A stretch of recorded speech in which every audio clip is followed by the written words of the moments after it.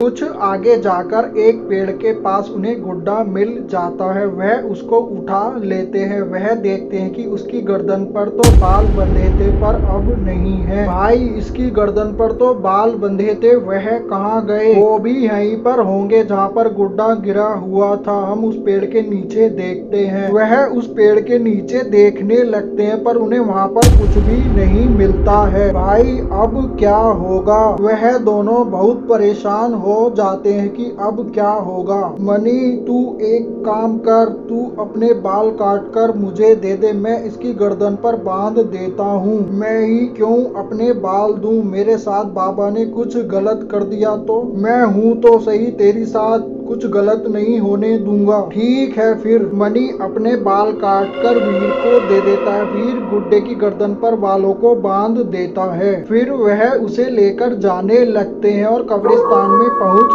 जाते हैं। वह गड्ढा खोदकर गुड्डे को दाब देते हैं। फिर वह दोनों वापस जाने लगते हैं। बाबा के पास पहुंच जाते हैं। बाबा एक मंत्र पढ़ता है और तुम चारों यहाँ से जा सकते हो। वह चारों वहाँ से जाने लगते हैं और कुछ देर के बाद घर पहुँच जाते हैं। चलो अब सो जाते हैं, रात भी बहुत हो गई है, मुझे अभी नींद नहीं आ रही है, तुम तीनों सो जाओ, मैं थोड़ी देर बाद आता हूँ सोने के लिए। वह तीनों सोने के लिए चले जाते हैं। राजू घर के बाहर आकर बैठ जाता है। मनी अपने कमरे में सो रहा होता है। उसे कुछ आवाज सुनाई देने लगती है। अरे तू सो रहा है? मुझे इंसान का खून चाहिए पीने के लिए, खून लेकर आ मेरे पास। वह उठ जाता है और उसकी आंखें पूरी तरह लाल हो चुकी थी। वह देखने में बहुत भयानक लग रहा था। वह घर के बाहर आ जाता है जहाँ पर राजू बैठा हुआ था। राजू गुर्राने की आवाज सुनकर पीछे मुड़कर देखता है तो मनी वहाँ पर खड़ा हुआ था। वह उसकी लाल आंखों को देखकर बहुत डर जाता है। भाई, तेरी आंखें लाल क्यों हो रही हैं? वह राजू को गुस्से से देखने लगता है। राजू उसकी भयानक आवाज सुनकर और डर जाता है और उसकी चीख निकल जाती है। वह राजू की तरफ बढ़ने लगता है। बचाओ बचाओ बचाओ! वह उस पर हमला कर देता है। वीर, मेरे भाई, मुझे बचा ले। वीर भाई, बचा ले। वीर और श्याम चीखों की आवाज सुनकर कमरे से बाहर आते हैं। मनी, तू वहाँ पर खड़ा हुआ क्या कर रहा है? तुझे भी राजू के चीखने की आवाज सुनाई दी थी क्या? वह उन दोनों की तरफ मुड़ता है। उसकी लाल चमकती आंखों को देखकर वह दोनों बहुत डर जाते हैं।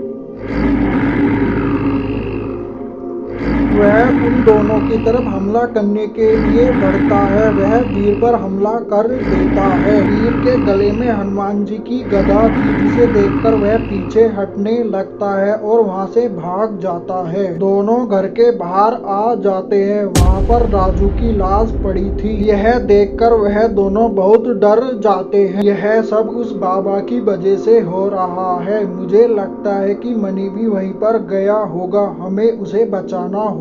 वह दोनों जाने लगते हैं। कब्रिस्तान पहुंच जाते हैं। वह जाकर देखते हैं कि वहां पर बाबा भी बैठा हुआ था, वहीं दूसरी तरफ मनी भी बैठा हुआ था। तूने एक बलि तो दे दी है, जब मैं कहूँ इस कटे सर को इस आग में रख देना, जो हुकुम मेरे आका। बाबा मंत्र पढ़ने लगता है। यह सब मेरी गलती की वजह से हो रहा है। ना ही मैं मनी के बाल काटकर उस गुड्डे की गर्दन पर बांधता, ना ही यह सब होता। अब हमें ही कुछ करना होगा। उस गड्ढे को खोदकर उसमें से गुड्डा निकालना होगा, फिर हमें उसे जलाना होगा, तभी मनी ठीक हो सकता है। मैं इन दोनों का ध्यान भटकाता हूँ। ठीक है भाई। वह गड्ढे के पास जाने लगता है। वीर उन दोनों पर नजर रखता है। श्याम गड्ढे के पास जाकर गड्ढे को खोदने लगता है। तभी बाबा को पता चल जाता है। मूर्ख, तू